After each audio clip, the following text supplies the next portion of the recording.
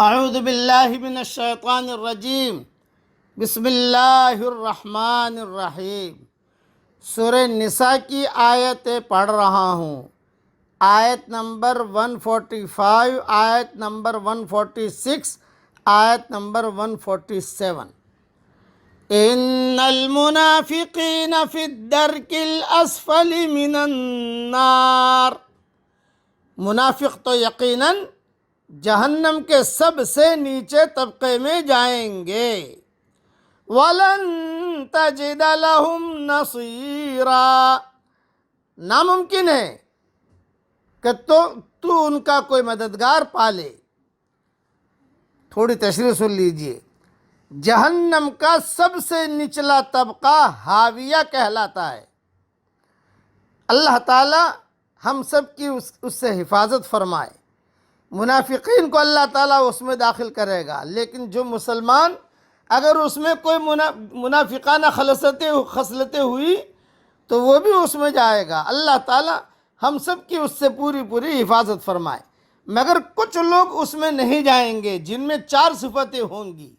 اگلی آیت میں 4 صفتیں بتا رہے ہیں۔ یہ 4 صفتیں اپنے اندر پیدا کیجئے۔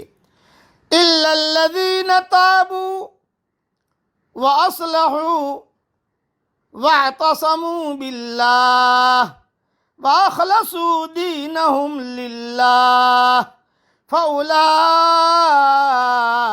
مَعَ الْمُؤْمِنِينَ، ہاں جو توبہ کر لیں، نمبر 1۔ نمبر 2، جو اصلاح کر لیں۔ نمبر 3، جو اللہ تعالیٰ پر کامل یقین رکھیں۔ نمبر 4، اور خالص اللہ ہی کے لیے دینداری کریں، تو یہ لوگ مؤمنوں کے ساتھ ہیں۔ وَسَوْفَ يُؤْتِ اللَّهُ الْمُؤْمِنِينَ أَجْرًا عَظِيمًا، اللہ تعالیٰ مؤمنوں کو بہت بڑا اجر دے گا۔ تھوڑی تشریح اس کی بھی سن لیجئے۔ یعنی منافقین میں سے جو لوگ 4 چیزوں کا خلوص دل سے اہتمام کرے گا پکا مومن بن جائے گا۔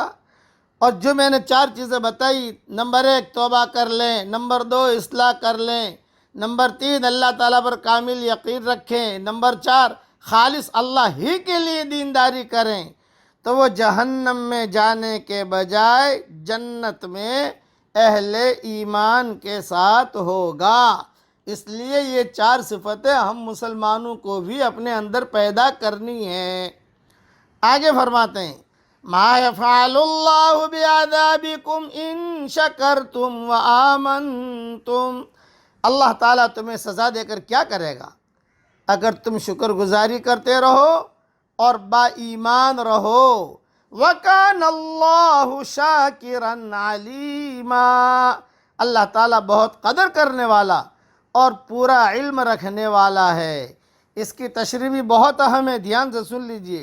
شکر گزاری کا مطلب ہے کہ اللہ کے حکم کے مطابق برائیوں سے اجتناب اور عمل صالح کا اہتمام کرنا، یہ گویا اللہ تعالیٰ کی نعمتوں کا عملی شکر ہے۔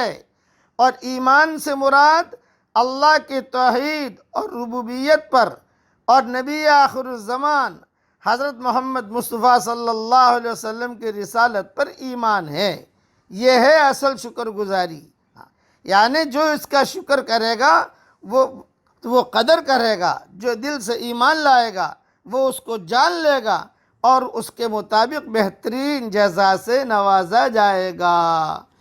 زبان سے شکر کرنا یہ بھی شکر کا ایک حصہ ہے، لیکن عمل سے بھی شکر کرنا چاہیے۔ اس کی میں نے وضاحت کر دی کہ اللہ کے حکم کے مطابق برائیوں سے بچو اور عمل صالحہ کا اہتمام کریں ہم، یہ گویا کہ اللہ کی نعمتوں کا عملی شکر ہے۔